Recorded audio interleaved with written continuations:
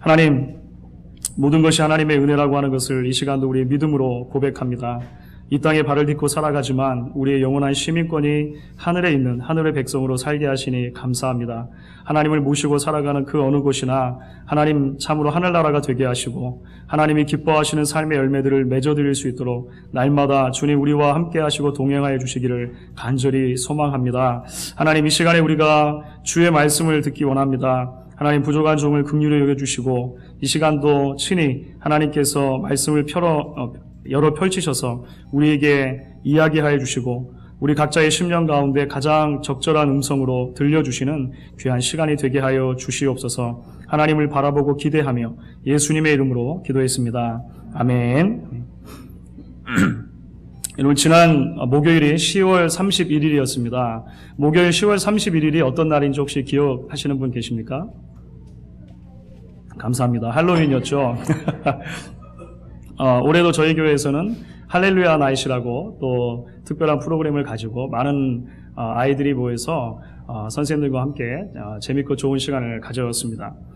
그런데 우리 10월 31일은 할로윈으로 미국에서는 이제 되게 절기로 섬기게 됩니다만 교회사적으로 볼 때도 10월 31일은 굉장히 중요한 날로 기억이 되는 그런 날입니다. 10월 31일이 교회사적으로 어떤 의미가 있는지 혹시 아시는 분 계십니까? 종교개혁일입니다. 종교개혁일. 마틴 루터가 이 가톨릭 교회의 잘못된 신학과 신앙의 이 질문을 던지면서 이 95개조라고 하는 반박문을 써서 이제 그 비텐베르크 성당의 문에다가 이제 못질을 해 넣은 날이 이제 1517년 10월 31일이 되는 것이죠.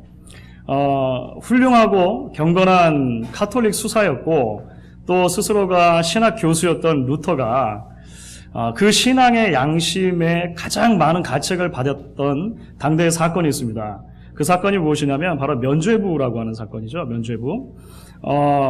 면죄부를 한마디로 설명하면 돈으로 구원을 살 수 있다라고 하는 그런 것입니다.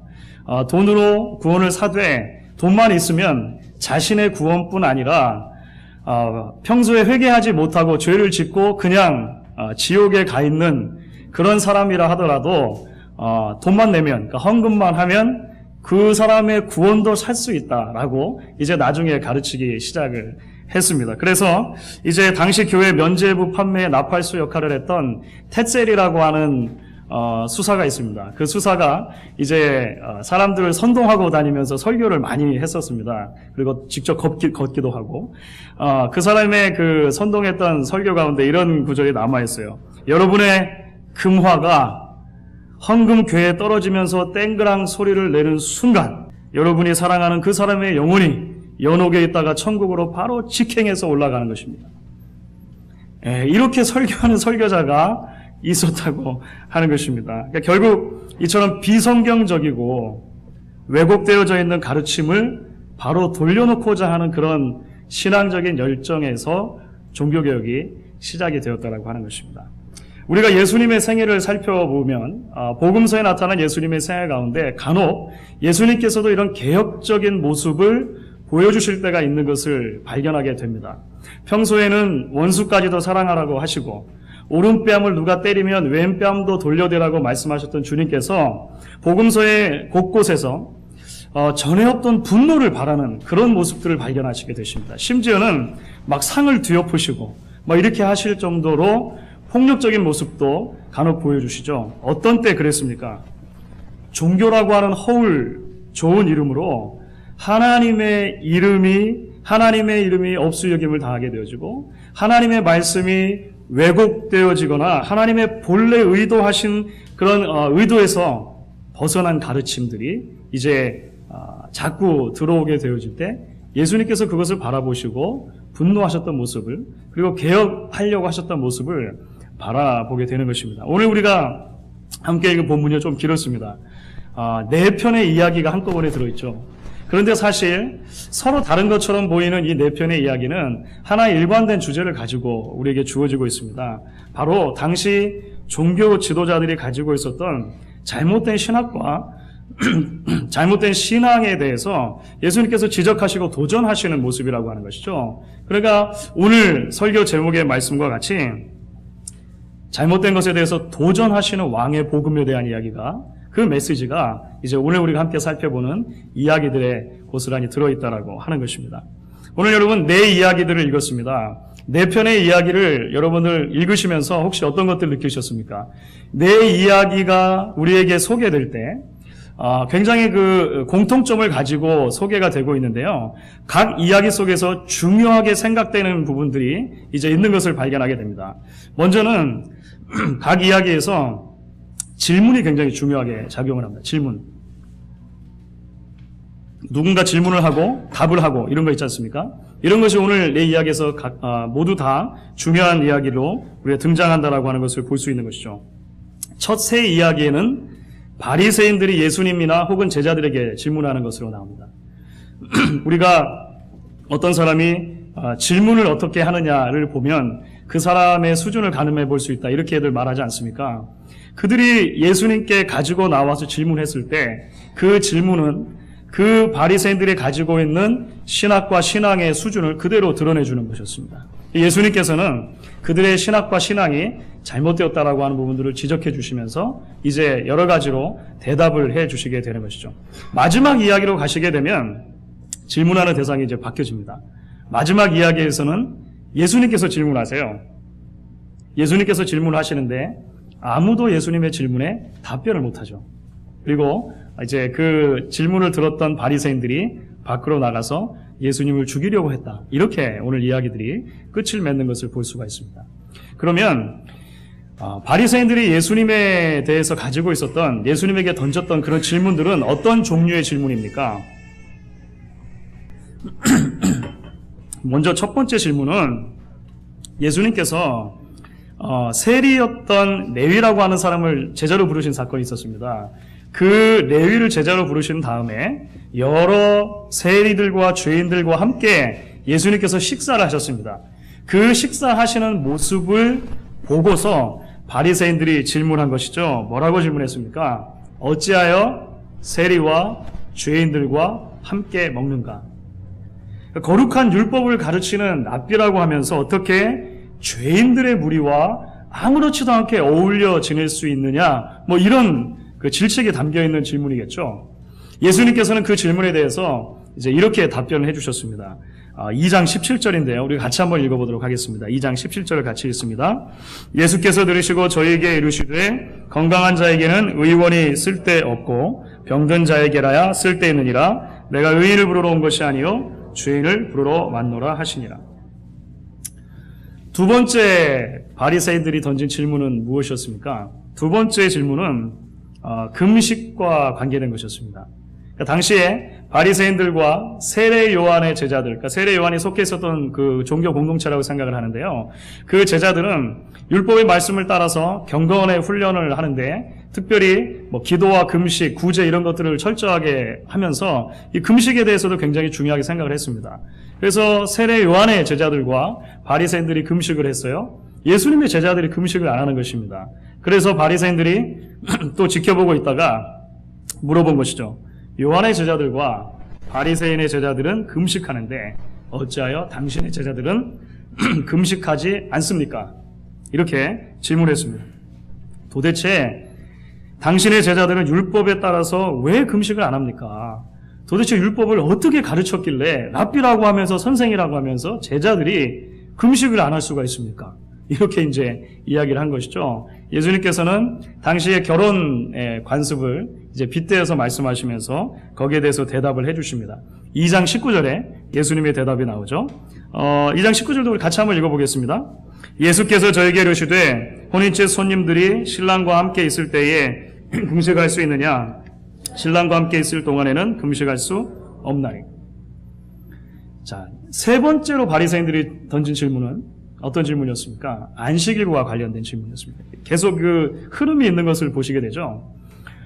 예수님께서 안식일에 제자들과 함께 이제 밀밭 사이로 지나가시는데 배가 고팠던 모양입니다. 제자들이 그 밀밭을 지나가다가 밀 이삭을 떼서 이제 먹었습니다. 그것을 또 지켜보고 있다가 바리새인들이 질문을 하는 것이죠. 보시오, 저희가 어찌하여 안식일에 하지 못할 일을 합니까? 아니 도대체 선생님이 안식일에 대해서 어떻게 가르쳤길래 안식일에 이삭을 떼어 먹는 행동을 함으로 안식일을 지금 범하는 것입니까? 이렇게 묻고 있다라고 하는 것이죠. 예수님께서는 이제 구약의 다윗 시대에 있었던 일화를 소개하신 다음에 또 여기서도 이제 답변을 해주십니다. 2장 27절을 보시면 이렇게 대답하시죠. 또 가라사대 안식일은 사람을 위하여 있는 것이요 사람이 안식일을 위하여 있는 것이 아니니 이렇게 이제 대답을 해줬습니다. 여러분 어떻게 생각하십니까? 지금 바리새인들이 예수님께 가지고 나온 질문과 그 질문에 대한 예수님의 답변을 여러분들 들으시면서 어떤 것을 발견하게 되십니까? 사실 무엇보다도 먼저 오늘 우리가 이 말씀을 통해서 발견하는 것은 바리새인들이 가지고 있었던 질문의 성격입니다. 바리새인들이 도대체 왜 이런 질문들을 할 수밖에 없었느냐라고 하는 것을 생각해 보는 것이죠. 바리새인들의 질문은 사실 겉으로는 신앙적인 것처럼 보이지만 실제로는 율법을 주신 하나님의 마음에서 멀리 떠나 있는 종교적인 질문일 뿐이었다는 사실을 오늘 우리가 말씀을 통해 발견하게 되어집니다. 엄밀하게 질문 자체만 놓고 보면 예수님께 던진 바리새인의 질문들은 나름대로의 일리가 있습니다. 그렇죠? 어떻게 경건한 하나님의 백성이 죄인들과 함께 있을 수 있는가? 율법이 금하고 있지 않은가? 적실한 질문이라고 하는 것입니다. 왜 말씀을 따라 경건의 훈련을 하지 않고 금식하지 않는가? 적절한 질문이라고 할 수 있겠죠. 왜 안식일을 잘 지키지 않는가? 모든 것을 다 종합하면 어떻게 우리가 한마디로 말할 수 있습니까? 왜 신앙생활 똑바로 안 하는가? 어디서 많이 들어본 것 같으시죠? 왜 신앙생활을 제대로 안 하느냐? 이렇게 묻는 것과 비슷한 것입니다. 마치 종교적인 열정을 가지고 신앙의 열심을 가지고 이야기하는 것처럼 보이죠. 사실 그렇게 보일 뿐만 아니라 바리새인들은요 그런 열정을 가지고 있었습니다. 그리고 그 열정대로 경건의 훈련을 했던 사람들이라고 하는 것을 우리가 성경의 기록과 또한 초대교회의 여러 기록들을 통해서 발견해 볼 수가 있다라고 하는 것이죠. 그런데 문제가 무엇이었습니까? 처음에는 하나님을 향한 열정에서 출발했던 이러한 신앙의 모습들이 점차적으로 껍데기만 남게 되었다라고 하는 것입니다. 화석처럼 단단하게 굳어져서 생명력을 잃어가게 되었고 신앙이 종교로 전락해버린 것입니다.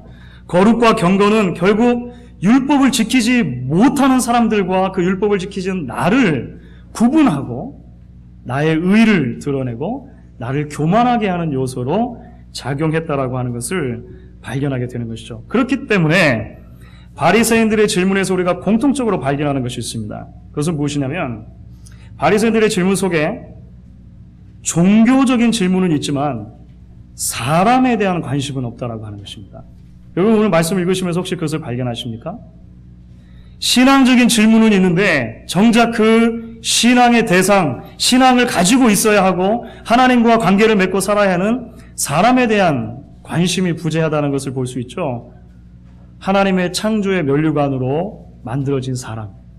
물론 죄를 지어서 하나님과 멀어져 있게 되었지만 여전히 하나님의 사랑과 은혜와 관심과 회복의 대상이 되는 그 사람에 대한 관심이 부족했다라고 하는 것을 우리가 보게 되는 것이죠. 그러나 사랑하는 여러분, 예수님의 마음속에는요 사람이 있었습니다. 사람.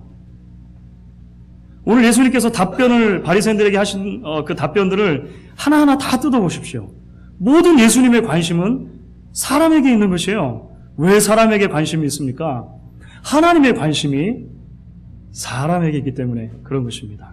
하나님의 관심이 죄로 인해서 하나님과 멀어져 있는 그 사람을 다시 한번 회복시켜 주시고 하나님과 다시 한번 연결시키도록 하시는 것이 하나님의 마음이었다라고 하는 것이죠. 그 하나님의 마음을 고스란히 간직하고 이 땅에 오신 예수님께서 그렇기 때문에 죄인들이 있는 자리로 내려가신 것입니다.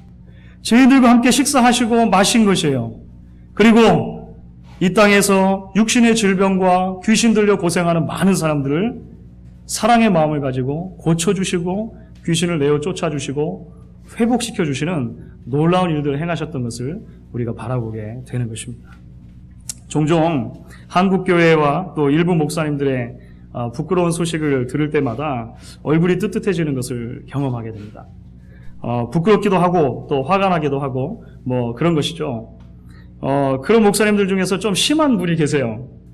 여러분들 혹시 들어보신지 모르겠습니다만 제가 성함을 말씀드리기는 좀 싫고 청교도 영성훈련원이라고 하는 그 훈련원을 만드셨는데 실제적으로는 뭐 청교도하고 거의 관계가 없는 뭐 그런 단체를 만드시고 대표십니다. 또 교회를 담임하시는데 교회 이름이 사랑제일교회예요. 몇 년 전에 부흥 집회에서 이 목사님께서 설교 도중에 차마 강단에서 할 수 없는 그런 좀 저급한 발언을 하셔가지고 상당히 문제가 된 적이 있었는데 몇 년 전에 한국의 기독 사랑 실천당이라고 하는 정당이 생겼습니다. 혹시 그거 아십니까? 그 무슨 뭐 민주당 뭐 이런 거 중에 하여간 그 기독 사랑 실천당이라고 있어요. 근데 거기 정당의 대표가 몇 년 전에 되셔가지고 이제 뭐 총선이나 이런 게 있을 때마다 선거 운동도 하시고 그랬습니다. 그분이 선거 운동을 하시던 그 시절에 이런 말씀을 하셨습니다. 불교 믿는 사람은 모두 감옥에 보내고 중들은 무인도에 가둔 뒤 헬리콥터로 컵라면만 떨어뜨려 주면 우리나라는 기독교 국가가 됩니다. 우리 사랑실천당 같은 기독교 정당을 뽑아줘서 목사들이 국회를 점령하면 바로 기독교 국가가 됩니다. 여러분들 듣고도 안 믿어지시죠? 잘. 진짜 그랬는가? 안 믿어지시죠? 이 교회 담임하시는 교회 이름이 뭐라고요? 사랑제일교회. 그 정당 이름이 뭐라고요? 기독 사랑실천당. 어떻게 이런 말을 할 수가 있느냐라고 하는 것입니다. 여러분, 이것을 어떻게 하나님의 마음이라고 할 수 있습니까? 그렇죠. 어떻게 이것이 하나님의 마음이라고 할 수 있는 것이죠? 얼마나 부끄러운지 알 수가 없습니다. 왜곡된 신앙.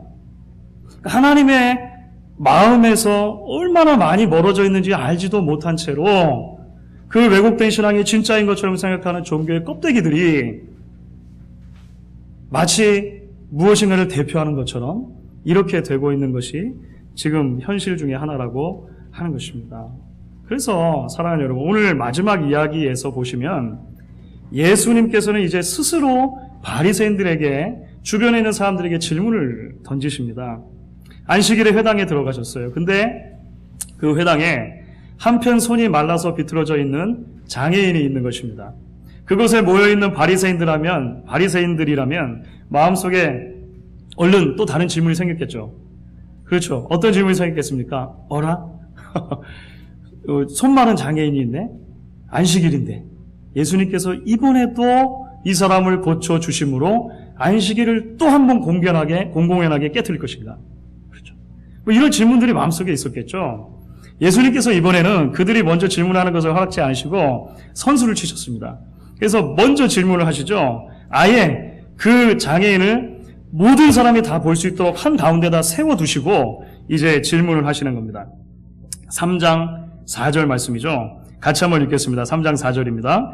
저에게 이르시되 안식일에 선을 행하는 것과 악을 행하는 것, 생명을 구하는 것과 죽이는 것 어느 것이 옳으나 하시니 저희가 잠잠하거늘. 이 질문 가운데 녹아들어 있는 예수님께서 스스로 자신의 사역에 대해서 생각하시는 그 사역의 방향과 사역의 크기가 여러분 짐작이 좀 되십니까? 예수님께서는 본인이 이 땅에 왜 오셨는지를 분명히 아셨다라고 하는 것이죠. 그리고 그 관심의 가장 한가운데 누가 있습니까? 사람이 있는 것입니다. 그리고 나서 말씀하신 뒤에 아무도 대답을 못했어요. 왜냐하면 사람을 죽일 것인가 살릴 것인가? 죽여라 어떻게 말합니까? 아무도 말을 못하고 있을 때에 예수님께서 그 마음에 있는 완악함을 보시고 분노하셨다라고 되어 있죠. 그리고 나서 이제 이 사람을 고쳐주시는 것입니다. 사랑하는 성도 여러분, 예수님의 관심은 종교가 아니라 사람에 있었다라고 하는 사실을 우리가 좀 기억을 하면 좋겠습니다. 형식과 껍데기 이전에 하나님과의 관계라고 하는 그 본질적인 부분에 항상 주님의 관심이 있으셨다라고 하는 것이죠. 교회의 방향과 교회의 사역을 생각할 때 우리가 조금 더 생각을 해볼 필요가 있는 것 같습니다. 한 해를 마무리하고 새해를 계획하는 시점이 이제 곧 오게 될 것입니다. 여러 가지 생각들이 이제 머릿속에 있기도 하고 또 리더십들께서 여러 가지 생각들을 함께 나누게 될 것입니다. 교회의 방향이 물론 우리의 형식도 필요하고 껍데기도 필요하고 여러 가지 조직도 필요하겠지만 그 모든 것들이 사람이 하나님과 어떤 관계를 맺고 있느냐라고 하는 관계를 회복시키기 위한 데 초점이 있지 않다면 우리는 어느 순간 바리새인과 같은 이러한 무거운 종교적인 외식에 빠질 수 있다는 하는 사실을 기억해야 할 것입니다. 예수님께서 오늘 질문을 거꾸로 바꿔주셨지 않습니까? 그 거꾸로 바꿔주신 질문은 어떻게 보면 누가복음에 나오는 그 선한 사마리아인의 비유를 앞두고 있었던 그런 예수님과 이 종교 지도자들의 대화와 비슷하다고 생각을 합니다. 그때 질문이 무엇이었냐면 우리의 이웃이 도대체 누굽니까? 이렇게 이제 율법학자 한 사람이 예수님께 물은 것이죠. 예수님께서는 선한 사마리아인의 비유를 쭉 말씀하신 다음에 이제 그 질문을 거꾸로 뒤집어서 물으십니다. 그러면 누가 이 강도 만난 자의 이웃이 되겠느냐? 예수님은 이렇게 물으셨다라고 하는 것이죠. 그러므로 저는 우리가 하나님 앞에서 또한 신앙생활 가운데 던지는 우리의 질문들이 조금 방향이 바뀔 필요가 있지 않겠는가? 이런 생각을 오늘 말씀을 보면서 하게 되었습니다. 저 사람은 도대체 왜 이런가? 이런 질문 대신에 나는 왜 저 사람을 예수님처럼 사랑하고 용납하지 못하는가? 라고 우리가 질문할 수 있다면 우리 교회는 왜 이렇게 사랑이 없는가? 실제로는 그렇지 않은데요. 그렇게 질문하실 수도 있다는 거죠. 나는 오늘 어떻게 예수께서 내게 주신 사랑을 실천해낼 수 있는가로 우리의 질문이 바뀔 수 있다면 왜 사람들이 내 본심을 이렇게 몰라주는가? 라고 질문하기 이전에 어떻게 해야 내가 먼저 마음을 열고 우리 성도들에게 다가갈 수 있을까? 우리의 질문의 방향이 바뀔 수 있다면 우리가 조금씩 예수님께서 진정으로 이 땅을 사시면서 사역하셨고 가지고 계셨던 관심의 그 가운데로 나아가는 발걸음이 되겠다 생각을 하는 것입니다. 저는 우리가 이와 같이 예수님의 마음을 함께 품고 그 발자취를 함께 걸어갈 수 있게 되어지기를 기대하고 소망하는 것입니다. 이제 오늘 우리가 여기서 조금 더 나아가서 생각해 볼 부분이 있다고 그렇게 여겨집니다.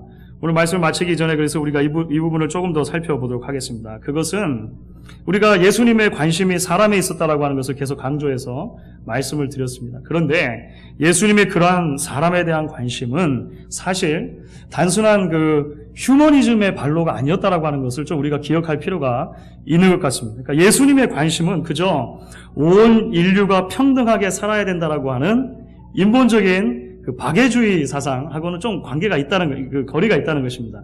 그런 것도 있을 수 있지 않습니까? 그렇죠. 그렇게 말하는 운동들도 여전히 이 세상 가운데 많이 존재합니다. 우리가 다 평등하니까 다 사랑합시다라고 하는 박애주의적인 그런 입장에서 이야기를 할 수도 있겠죠. 그런데 예수님의 관심은 그런 것은 아니었다라고 하는 것을 우리가 살펴보게 됩니다. 사실 오늘 우리가 함께 읽었던 일련의 그 4편의 이야기들 가운데서 예수님께서 말씀하시려고 하는 굉장히 중요한 진리가 하나가 있습니다. 그것이 무엇이냐면 그것은 예수님께서 가지고 오시는 하나님 나라의 급진성입니다. 하나님 나라의 급진적인 성격, 레디컬한 측면을 오늘 말씀이 계속 이야기하죠. 이 말씀이 좀 어려울 수 있는데요. 이렇게 설명할 수 있을 것 같습니다. 왕이신 예수님께서 이 땅에 오셨을 때 분명한 목적을 가지고 오셨습니다. 예수님께서 이 땅에 오신 목적은 하나님의 나라를 도래케 하는 것이었습니다. 어떻게 하나님의 나라가 도래합니까?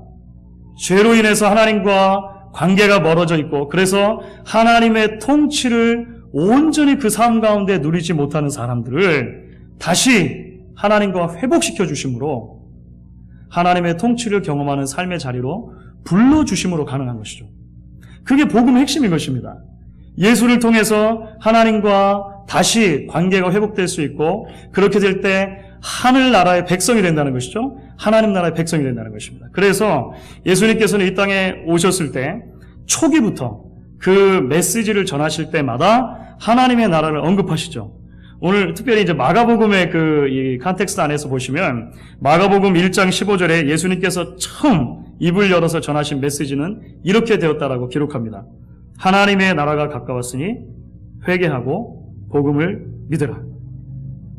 하나님 나라의 선포를 가져왔던 것입니다. 그런데 이 하나님 나라의 복음은 예수님 당시에 종교화되고 딱딱하게 굳어져 있었던 유대교의 관점에서 보면 상당히 급진적인 변화를 요구하는 것이었다라고 하는 것입니다.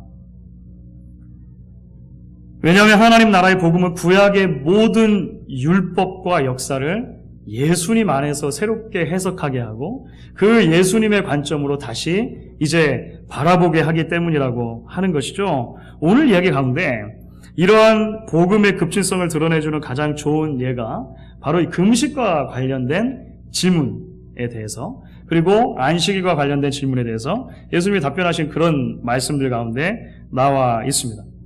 왜 당신의 제자들은 금식하지 않습니까? 이렇게 물어봤다고 했죠. 예수님께서는 당시의 결혼 제도를 들어서 이 신랑과 함께 있을 동안에는 금식하는 법이 아니다. 그 기쁨을 같이 나누는 법이다. 동참하는 법이다. 이렇게 이야기를 하셨어요. 그리고 나서 지금 우리의 관점으로는 조금 고개가 갸우뚱거려지는 그런 이야기를 두 개를 해주십니다. 비유를 들어주시는 건데요. 하나는 무엇이냐면 낡은 옷이 있는데 거기다가 새 헝겊을 덧대면 나중에 옷이 찢어진다라고 하는 이야기하고, 또 하나는 낡은 가죽 부대에다가 새 포도주를 넣으면 나중에 가죽 부대가 터진다. 이런 얘기했습니다. 그러니까 오늘날 우리하고는 조금 문화적인 간격이 있기 때문에 얼른 이해할 수 없는데요. 예수님 당시 사람들은 이 말씀을 들으면 금방 이해할 수 있었을 것입니다. 그러니까 입고 빨고 해가지고 헤어진 오랫동안 이렇게 입었던 옷에다가 새 천을 딱 가서 갖다 붙여놓으면 다음번에 한번 빨았을 때 새 옷은 한번 빨면 그 새 천이 당시에 금방 수축이 됐던 거죠. 이렇게 금방 슈링크 되는 거예요. 그래가지고 낡은 옷을 이렇게 당기니까 찢어지는 것입니다. 세탁소 하시는 분들 중에 혹시 이 전문적인 지식이 있으신 분들은 나중에 제게 조언해 주시면 감사하겠습니다. 하여간 당시에 그랬다고 그래요. 가죽 부대의 특징은 뭐냐면 쓰면 점점 이게 팽창하는 거예요. 가죽이 늘어나가지고 빵빵할 때까지 팽창을 하는 것이죠. 그런데 낡은 가죽 부대는 더 이상 늘어날 틈이 없을 만큼 빵빵해져 있는 상태라고 하는 것입니다. 새 포도주를 부었을 때 새 포도주가 발효되면서 포도주의 부피가 늘어나는데 그러면 가죽 부대도 터진다. 이렇게 되는 것이죠. 그래서 새 포도주는 새 부대 이렇게 이야기를 하셨습니다. 사실은 이 두 가지 그림 언어가 우리에게 이야기해 주시는 것이 무엇입니까? 하나님 나라의 복음이 가지고 오는 그 새로움과 급진성에 대한 그런 비유를 이야기해 주시는 것입니다. 경건도 지키는 것 같고 금식도 하는 것 같고 안식일도 잘 지키는 것 같지만 결국 생명을 잃어버린 종교의 껍데기만 남아버린 그런 낡은 유대교의 전통으로 예수님의 복음, 예수님께서 가져오시는 그 하나님 나라의 새로움을 담아낼 수 없다라고 하는 거예요. 그러니까 예수님께서 말씀하시는 그 복음의 새로움과 급진성 가운데 이런 부분이 들어있다는 것입니다. 그러니까 복음서를 우리가 살펴보면 상당히 많은 부분에서 예수님께서 이러한 관점에서 이야기를 하시는 것을 볼 수 있다라고 하는 것이죠. 그리고 이러한 복음의 새로움이 나중에 안식일의 주인이 누구인가? 내가 안식일의 주인이다. 인자가 곧 안식일의 주인이다라고 말씀하심으로써 이제 가장 피크에 올라가게 되죠. 그리고 그 주인이신 예수님께서 안식일이 존재하는 이유인 사람, 그 사람을 고쳐주심으로 이 놀라운 일들을 우리에게 이루어주시는 것을 발견하게 되는 것입니다. 그런데 사랑하는 여러분, 우리가 이러한 복음의 새로움과 복음의 급진성을 생각을 할 때 사실은 예수님의 복음을 가장 복음되게 하는 그 요소가 어디에 있느냐를 다시 한번 좀 생각을 해보면 좋겠습니다. 오늘 2장 20절 말씀에 사실은 그 열쇠가 들어있는데요. 한번 같이 좀 보시면 좋겠습니다. 2장 20절을 같이 읽겠습니다. 그러나 신랑을 빼앗길 날이 이르리니 그 날에는 금식할 것이니라. 이게 무슨 말일까요? 예수님의 십자가 죽으심을 이야기한 것입니다. 그러니까 예수님의 복음이 가장 급진적이 되기 위해서 예수님께서 반드시 지나가셔야만 하는 것이 있는데 그것이 바로 십자가 위에서 죽으시는 것이었다라고 하는 것입니다. 그러니까 가장 급진적인 사건이 십자가 위에서 일어나게 되어지고요. 그 사건을 통해서 이제 복음이 우리에게 효력을 발휘하게 된다라고 하는 것입니다. 로마서 5장 8절 말씀을 보시면 이렇게 기록을 합니다. 우리가 아직 죄인 되었을 때에 그리스도께서 우리를 위하여 죽으심으로 하나님께서 우리에게 대한 자기의 사랑을 확증하셨느니라. 로마서 5장 8절이 있기 바로 이전인 7절에는 이런 내용이 언급이 됩니다. 간혹 훌륭한 영웅을 위해서 죽는 사람이 있을 수 있고 간혹 친구를 위하여 죽는 사람이 있을 수는 있으나 그게 일반적인 정서라고 하는 것입니다. 내가 사랑하는 사람을 위해서 내 목숨을 내어놓고 죽을 수 있는 것이죠. 나의 자녀를 위해서, 내 아내를 위해서, 내 남편을 위해서, 내가 정말 존경하는 사람을 위해서 내 목숨을 내놓고 죽일 수 있는 것이죠. 그런데 내가 정말 싫어하는 사람, 원수를 위해서 내가 죽을 수 있느냐는 것입니다. 이건 어려운 거죠. 그렇게 할 수는 있으나 우리가 아직 죄인 되었을 때에 그리스도께서 우리를 위해 죽으셨다는 것입니다. 가장 급진적인 모순적인 일이 예수의 십자가 위에서 일어났다라고 하는 것이죠. 그리고 우리가 하나님의 백성이 되었다라고 하는 것입니다. 예수님이 복음에 가지고 있는 이 급진성이 없었다면 저와 여러분 가운데 어느 누구도 하나님 나라의 백성이 될 수 없었다라고 하는 것을 오늘 말씀이 기록하고 있는 것입니다. 주 안에서 사랑하는 성도 여러분, 그렇기 때문에 이제 오늘 말씀은 우리에게 이렇게 묻고 있는 것입니다.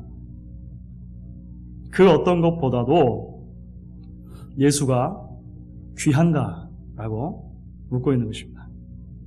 금식보다도 안식일보다도 우리가 드리는 그 어떤 헌신이나 희생보다도 우리의 그 어떤 종교 행위보다도 예수가 가장 귀한가라고 오늘 말씀이 우리에게 묻고 있다라고 하는 것이죠.